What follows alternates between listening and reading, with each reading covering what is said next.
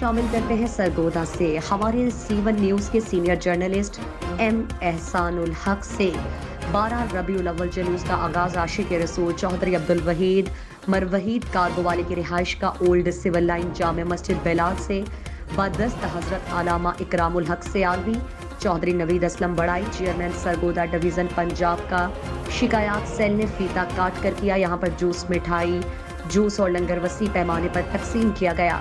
جلوس میں اکرام الحق سیالوی قاری عثمان مصطفی چوہدری عبدالواحد چوہدری محمد عبداللہ وحید چوہدری محمد ذیشان چوہدری نور الہی کمبو چوہدری محسن شیخ سرفراز رانا محمد اسلم شاہین طاہر جرال قاری محمد یوسف ڈاکٹر ابو ہریرا چوہدری جاوید شیخ بشیر احمد رضا قادری صحافی عمران شہزادہ جلوس کے ہمراہ تھے۔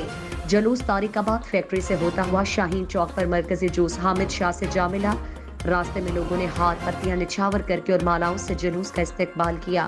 اس موقع پر پھول پروف سیکیورٹی کے انتظامات کیے گئے تھے۔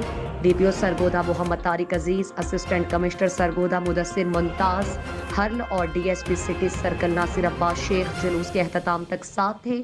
جلوس حامد شاہ والی جامع مسجد میں اختتام پذیر ہوا۔ آخر میں ملک و قوم کے لیے خصوصی طور پر دعا کی گئی۔